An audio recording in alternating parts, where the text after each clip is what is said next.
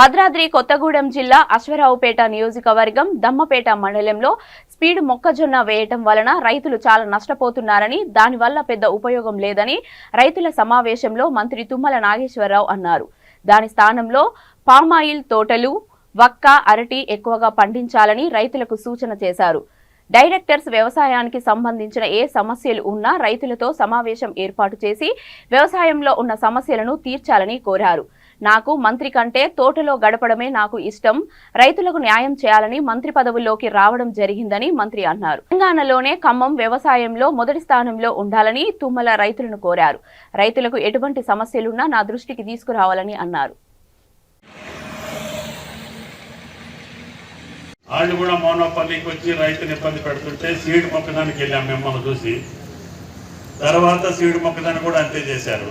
అన్ని కల్తీ అంట ఎవరో డబ్బులు కొట్టడం, రైతులు ఇబ్బంది పడుతుంది. తర్వాత ఈ పామాయిల్కి వచ్చాం, గోకోకి వచ్చాం, ఇప్పుడు ఒక్క నట్మక్కు కూడా వేసాము. మామిడి తోటలు ఎందుకంటే వాతావరణం ఏం జరిగిందో ఏం కానీ మామిడి తోటలో ఉపయోగంలోకి లేకుండా పోయింది.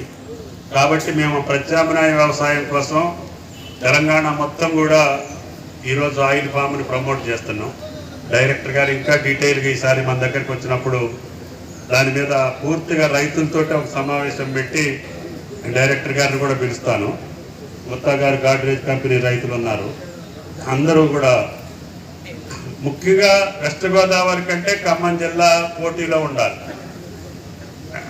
ఖమ్మం చూసి వెస్ట్ గోదావరికి వచ్చేటట్టుగా తయారు చేయాలనేది నా పట్టుదల. ఇప్పుడు తెలంగాణ మొత్తం కూడా ఖమ్మం వచ్చి దంపేట వచ్చి చూసి వెళ్తున్నారు. అట్లాగే వెస్ట్ గోదావరి, ఖమ్మం జిల్లాలు రైతాంగానికి మిమ్మల్ని చూసి మేము నేర్చుకుంటున్నాం. కాబట్టి వెస్ట్ గోదావరి రైతులకు కూడా ఇందాక ధన్యవాదాలు తెలియజేశారు తడికలపూడిలో. కాబట్టి భవిష్యత్తులో వ్యవసాయం తప్ప మీకు ఏ వృత్తి కూడా సంతృప్తినివ్వదు. ఎన్ని కోట్లున్నా కూడా మీ బతుకు వ్యర్థం, ఎన్ని పదవులున్నా కూడా మీకు ఉపయోగం లేదు. నాకు మంత్రి పదవి కంటే తోటలో ఉండటం నాకు ఇష్టం. అయినా సరే నేను ఏదన్నా చేయగలిగితే రైతుకు మేలు జరుగుద్దని మళ్ళీ పదవిలోకి రావటం జరిగింది. మీ దయ వల్ల, భగవంతుడి దయ వల్ల, రాట్నాలమ్మ తల్లి దయ వల్ల ఈ రాష్ట్రానికి, ఆ రాష్ట్రానికే కాదు భారతదేశంలో మనం చూసి రైతాంగం బాగుపడాలనే ఉద్దేశంతో మిమ్మల్ని అందరినీ కూడా ఆ తల్లి దర్శనం కోసం పిలిచాం. వచ్చినటువంటి మీ అందరికీ, డైరెక్టర్ గారు సురేష్ గారికి, ప్రసాద్ గారికి ధన్యవాదాలు తెలియ